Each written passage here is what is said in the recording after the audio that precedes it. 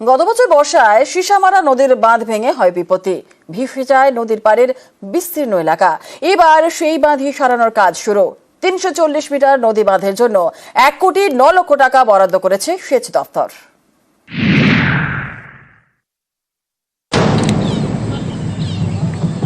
গত বছর বর্ষায় নদী বাঁধে ভাঙন, সেই বাঁধই সংস্কারের কাজ শুরু করল সেচ দপ্তর।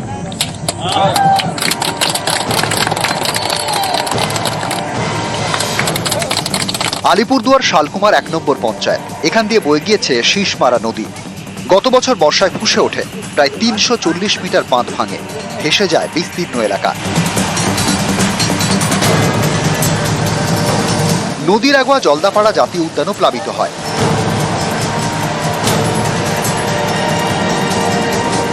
এক বছরের মধ্যেই নদী বাঁধ সারাতে উদ্যোগ নেয় সেচ দপ্তর। ৩৪০ মিটার বাঁধের জন্য বরাদ্দ করা হয় ১,৯,০০,০০০ টাকা। টাকা বরাদ্দ হয়েছে আগে, এবার কাজ শুরু। রবিবার ভার্চুয়ালি বাঁধ সারানোর কাজের উদ্বোধন করেন সেচ মন্ত্রী মানস ভূঁইয়া। অনুষ্ঠানে ছিলেন আলিপুরদুয়ারের বিধায়ক সুমন কাঞ্জিলাল। আমরা চাইছি যত তাড়াতাড়ি এই ৩৪০ মিটার বাঁধের যে প্রোটেকশন ওয়ার্ক সেই কাজটা সম্পন্ন হোক। এলাকার বাসিন্দারা গত ২ বছর খুব আতঙ্কে কাটিয়েছে বর্ষার সময়। আমরা আশা করছি যে তাদেরকে কিছুটা হলেও আমরা আতঙ্ক মুক্ত করতে পারবো। একটা স্থায়ী বাঁধের নির্মাণ হচ্ছে। গত বছর নদীর বাঁধ ভেঙে ভোগান্তি, সেই বাঁধই সারানোর কাজ শুরু। এতে স্বস্তিতে নদী পাড়ের বাসিন্দারা। এই বাঁধ নির্মাণের ফলে এত এলাকার সমস্ত জনগণের উপকার হলো। এতদিন ছিল না, আমরা খুব ভয়াবহ হয়ে ছিলাম। এই বাঁধটা যদি হয়, এর থেকে আমরা খুশি আর কিচ্ছু হব না। আলিপুরদুয়ার থেকে রাজকুমার কর্মকার, নিউজ ১৮ বাংলা। বৃষ্টিতে জমা জলে ভোগান্তি, এর মোকাবিলায় কলকাতা পুরসভা ৩টি ওয়ার্ডে নতুন নিকাশি ব্যবস্থা। কাজ হবে ২ দফায়। প্রথম দফায় বীরপাড়া থেকে চিড়িয়া মোড় পর্যন্ত কাজ শুরু।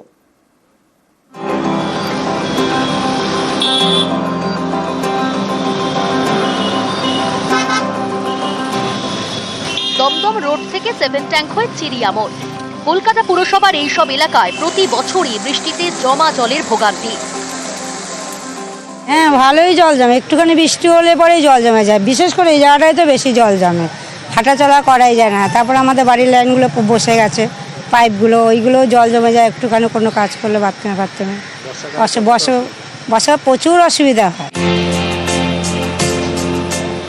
এই জল দুর্ভোগের ছবি বদলাতে উদ্যোগী হয়েছে কলকাতা পুরসভা। ওখানে যে টাকাটা লাগবে প্রায় ২৮ কোটি প্লাস আছে টাকাটা। আর্টারিয়াল ড্রেনেজ গুলো, বস্তি টস্তি যেগুলো আশপাশের বাড়িগুলো রয়েছে, তাদের যে ড্রেন এক্সিস্টিং রয়েছে সেগুলোকেও ঠিকঠাক করার জন্য প্রায় ১২.৫ কোটি টাকা দিয়েছে। বীরপাড়ার ডিসিল্টিং করার জন্য, যে চ্যানেলটা থেকে জল বাগজোলায় যায়, সেখানে ওটা ডিসিল্টিং করার জন্য ১,৬৩,০০,০০০ টাকা দিয়েছে। এই টাকাগুলো কাজ হবে, আমার মনে হয় বছর খানিক লেগে যাবে, সামনের বছরটা লাগবে। পুরনো নিকাশি থাকছে, তৈরি করা হচ্ছে জল বের করার নতুন পথ, নতুন নিকাশি ব্যবস্থা। বীরপাড়ার কাছে কাজ শুরু হয়ে গিয়েছে। দুভাগে কাজ করবে কলকাতা পুরসভা।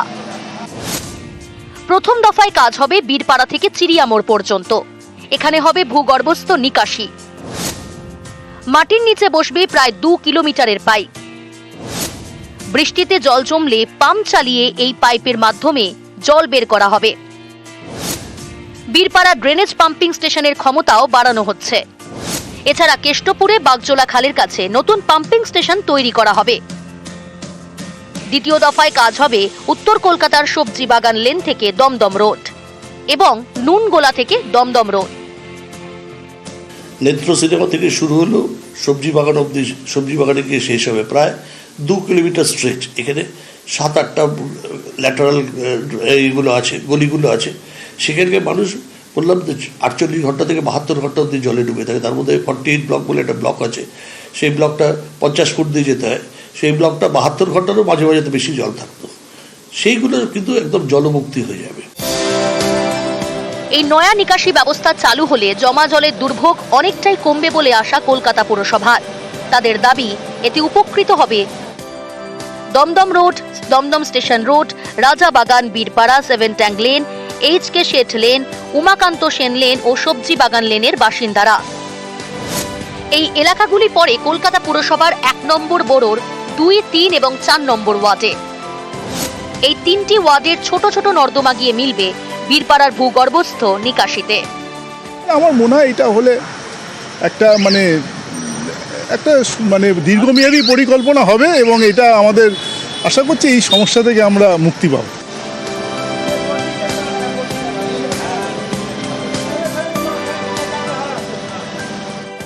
বীরপাড়া থেকে কাজ শুরু হয়েছে। এই বর্ষাতে হয়তো সবটা সফলতা না এলেও আগামী বর্ষাতে জমা জল থেকে মুক্তি পাবেন বীরপাড়া সহ দমদম রোড সহ কলকাতা পুরসভার 3টি ওয়ার্ডের বাসিন্দারা। ক্যামেরায় বিপুল ঘোষের সঙ্গে বিশ্বজিৎ সাহা, নিউজ 18 বাংলা। 2011 সালে বাঘের হানায় সুন্দরবনে মৎস্যজীবীর মৃত্যু হয়। 14 বছর পর তার পরিবারকে আর্থিক সাহায্যের নির্দেশ হাইকোর্টের।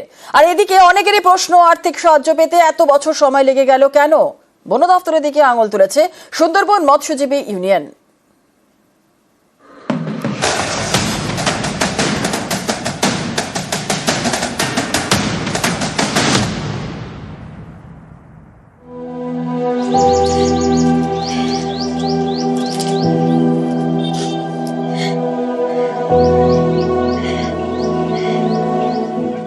নিরাপদ মণ্ডল সুন্দরবনের মৎস্যজীবী। মাছ ধরতে গিয়ে বাঘের হানায় প্রাণ যায় 2011 সাল, আর এটা 2025। 14 বছর পর তার পরিবারকে আর্থিক সাহায্য দেওয়ার নির্দেশ হাইকোর্টের। বন দপ্তরকে 5 লক্ষ টাকা দিতে হবে, বুধবার নির্দেশ দেয় হাইকোর্ট। মহামান্য বিচারপতি অমৃতা সিনহা তার রায়ে বলেছেন 5 লক্ষ টাকা ক্ষতিপূরণ দিতে হবে 8 সপ্তাহের মধ্যে। এটা দেবে আপনার field director, Sundarban reserve authority, chief conservator of forest, department of forest.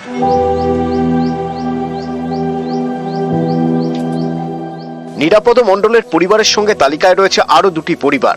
তাদেরও আর্থিক সাহায্য করতে বলা হয়েছে, কারণ ওই 2 পরিবারের 2জন মাছ ধরতে গিয়ে বাঘের হানায় প্রাণ হারিয়েছেন। কেউ 11 বছর আগে, কেউ 6 বছর আগে। অনেকেরই প্রশ্ন, মারা যাওয়ার এত বছর পরে কেন আর্থিক সাহায্য? মৎস্যজীবীদের পরিবারের দাবি, মাছ ধরতে গিয়ে বাঘের হানায় মৃত্যু, নথিপত্র দিয়ে এটা প্রমাণ করাই সমস্যা। তাই বন দপ্তরের থেকে আর্থিক সাহায্যও মেলেনি। শেষমেশ কলকাতা হাইকোর্টে মামলা করা হয়, সেখানেই আর্থিক সাহায্যের নির্দেশ দেন বিচারপতি। মাছ ধরতে যাওয়ার জন্য দেওয়া হয় বোট লাইসেন্স সার্টিফিকেট, BLC। এই লাইসেন্স দেয় বন দপ্তরের সুন্দরবন টাইগার রিজার্ভ। সুন্দরবনের মৎস্যজীবী ইউনিয়নের দাবি,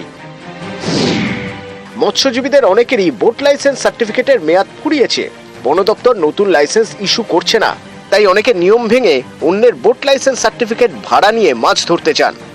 যে যেমন পেরেছে, যাদের খুব বেশি প্রয়োজন তার হয়তো কেউ 60,000 নিয়েছে, কেউ 70,000 নিয়েছে, এরকম দিয়ে বেশিটা ভাড়া দেওয়া হচ্ছে। অন্যের বোট লাইসেন্স সার্টিফিকেট ভাড়া নিয়ে যেসব মৎস্যজীবী সমুদ্রে যান, তাদের কারো বাঘের হানায় প্রাণ গেলে সংশ্লিষ্ট পরিবার পড়ে বিপাকে। কারণ খাতায় কলমে প্রমাণ করাই কঠিন যে ওই মৎস্যজীবী সমুদ্রে মাছ ধরতে গিয়েছিলেন। সেক্ষেত্রে বন দপ্তরের আর্থিক সাহায্যও মেলে না। সুন্দরবনের মৎস্যজীবী ইউনিয়নের দাবি, কয়েক দশক ধরে বন দপ্তর নতুন লাইসেন্স ইস্যু করে না, এর জেরেই এত সমস্যা।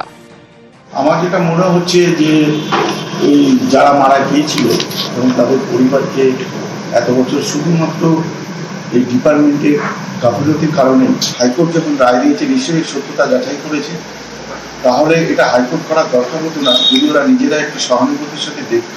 তারা ভাড়া নিয়ে যাচ্ছে, তার প্রুফ কি? তারা কোথাও কি জানিয়েছে যে আমরা ভাড়া নিয়ে যাচ্ছি? তারা জানাক আমাদেরকে যে আমরা, আমাদের কার্ড নেই, আমরা মুখের কার্ড, সে মাছ ধরতে যায় না, তার জিএলসিটা নিয়ে আমরা ভাড়াতে যাচ্ছি। তারা যদি না জানায় তো আমরা তো জানতে পারবো না।